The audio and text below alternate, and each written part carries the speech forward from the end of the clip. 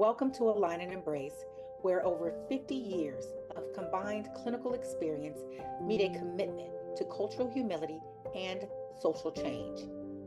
In this episode, members of the Align and Embrace team get grounded in shared language as we discuss the difference between cultural competency and cultural responsiveness.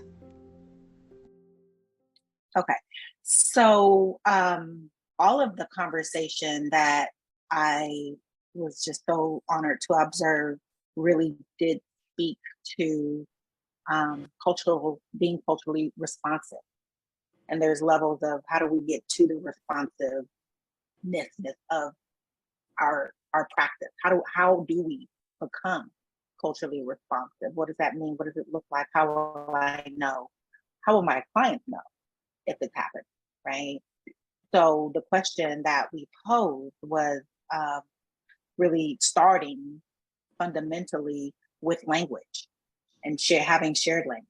And so we posed the question, how would you describe the difference between culturally competent, which we hear a lot about in our spaces, and culturally responsive, which for some is new, is a new word to their repertoire. And so I want to just pause there and invite Charlotte and Mackenzie to what came up for you. So I've been thinking about this a lot for the last few days. And I guess when I think about being culturally responsive, I think the most defining factor for that is, responding to the needs of and valuing the experiences of the people within the culture that you're serving. And I think that sounds very obvious, but I think that it's often very overlooked in our society. Especially, I often see things like people who are unaffected by a certain issue often tell people who are affected by an issue how they're experiencing it and how to respond to it. For example, like in talking about the fact that I am disabled, I've had people respond to me like, you shouldn't say disabled, you should say differently abled because it is less offensive. And so I think if we consider ourselves to be culturally competent, it kind of puts that idea in your head, like, what's best, and you can tell people what's best in any given situation and not actually listen to the experience of others. I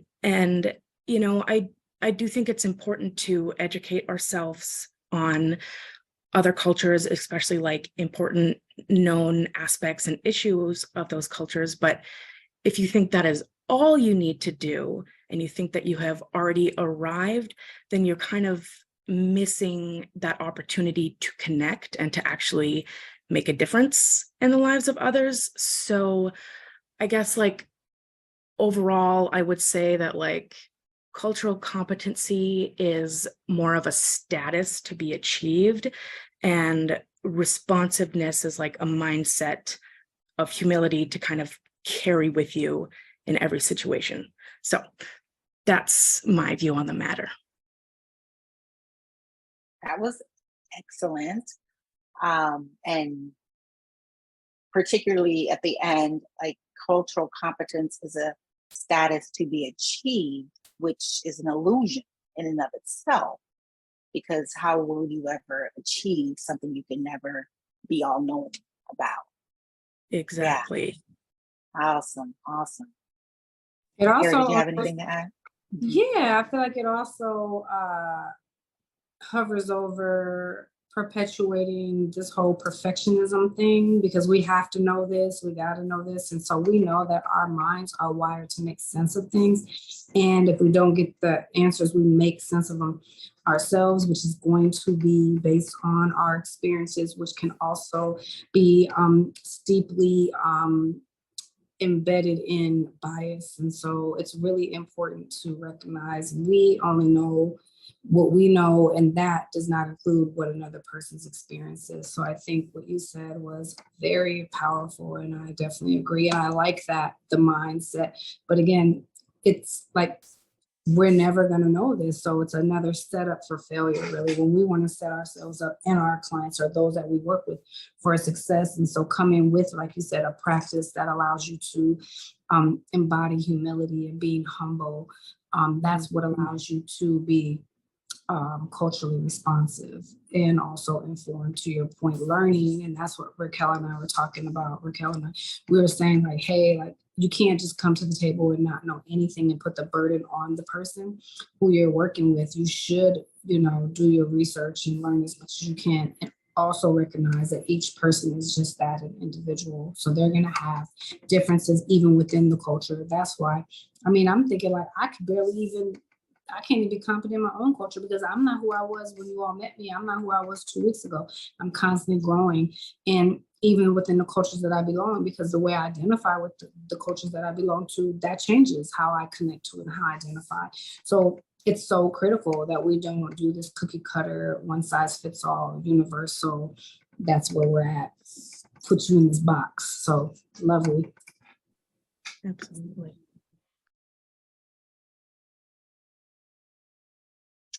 All right, Mackenzie, invite you in. What came up for you? What's percolating? I'm going to try my best to articulate it in the best way possible. But I had two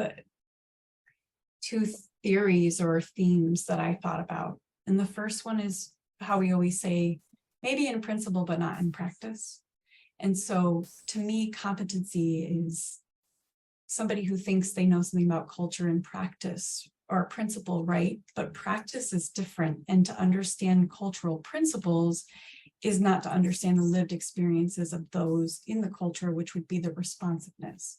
So maybe you know things in practice, in principle, but in practice, you might not actually be being culturally responsive, right? And Shyla, drawing on what you said, competency to me insinuates that you understand something and maybe you become the person who knows it all, right? I'm competent in this, therefore I know better than you, the person who actually lived the experience. And so that was the first thing that came up. But one of the more important things for me, I think the one I really adhered to, was point in time versus lifelong journey.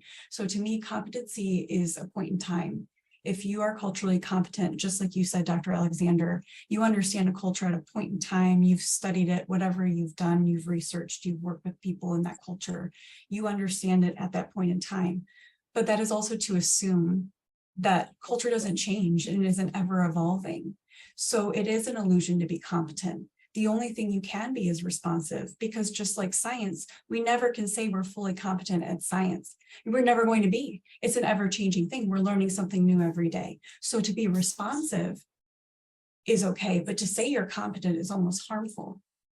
And it is an illusion. And that's really what I stuck to on that. That was my biggest thought. Awesome. Come on in, Shyla.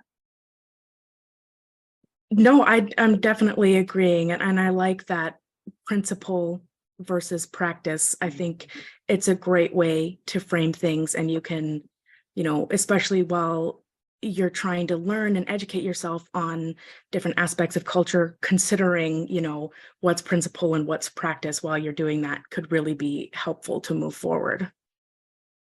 Yeah, or just, the way you said that someone told you how to define yourself with that competency, that harmful piece. I mean, it's painful to hear. It's just, you're literally doing the same thing that you're trying to resolve, right? You're kind of coming back and doubling down. And that's why I find it harmful. I really do. Mm-hmm. Yeah. And I think for me, that comes down to, like the difference within a culture as well, and being responsive to that. Especially just me as a disabled person, I often define myself differently than people with different types of disabilities. And so like the people who have often said those things to me would use the excuse of like, oh, I worked with children with special needs, so I know about this. And so I think, being responsive, it's very important to understand there are very different aspects of one's identity, and, just responding to their experience and taking that as an absolute truth, because someone's experience is their truth. always. And Always. those in the same culture, they experience that differently, right? So to say that you're competent when you're working, especially in one-on-one, you're providing a service, right? You can't be, because you certainly don't know what personal, beliefs this person holds that changes that what they view as their culture, right? And that's that responsive piece. Yeah. Fair. Mhm. Yeah, this is so lovely.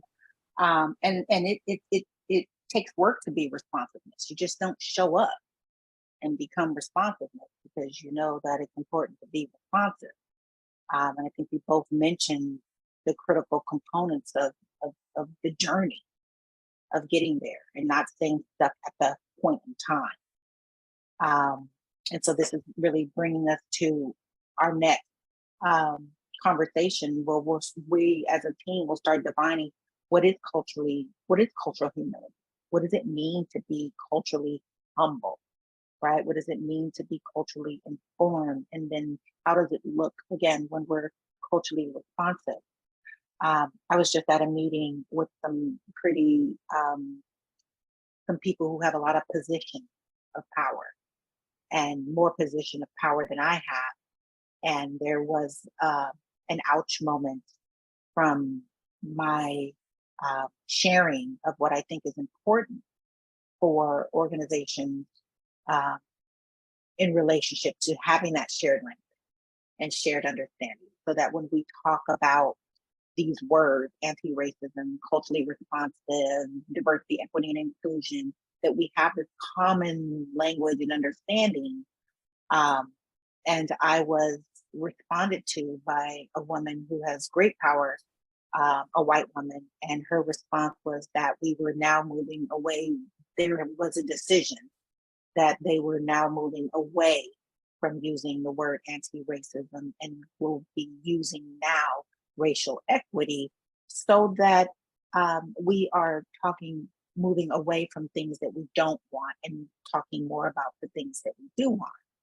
And I had an incredible ouch moment that took bravery to say, I don't see it that way. And this is how I experienced it. I experienced your response as invalidating to my experience as a Black woman with lived experience in child welfare to shape who talks about what and in what way. And so we were able to come back and really have some reconciliation and recognition and accountability. And I share that story because I want everyone here and anyone that we engage with to be able to be brave enough to say, I don't see it that way. Or this landed on me real prickly and I'm having some strong emotions. Can we unpack that? Right. And I want to invite, no matter how it lands, to Charlotte's point, it's a real experience. And so I really want to honor all of our experiences and make sure that we're doing everything we can to create space to have these conversations. What you think? Thank you. Thank you for sharing. Raquel, and can I ask you, so when you spoke up about that and you said that there was some reconciliation, how did that go and what did that look like? Was the person responsive to it or were they apprehensive at first? How did that go? That's a great question. Incredibly responsive because they've done some work. They actually have written some curriculum around anti-racism. And so again, are you having trouble hearing me? Okay. And so again, positioning themselves as the expert in the room who wrote the curriculum and knows the things, then responds in a way that they know more than the person who's dealt with racism all my life, right? Incredibly responsive, did wonderful work before, during, individually, in a small group, and then in a larger group where it was said. So it had to be brought back to that larger group because the impact happened there. And I know it opened an opportunity. Ouch moments are opportunities to say, hey, let's slow down a little bit. Let's unpack. and really felt valued and heard, seen, and acknowledged. And even though some of the peers were like, oh, that went right over my head, it demonstrated how the work is ever evolving.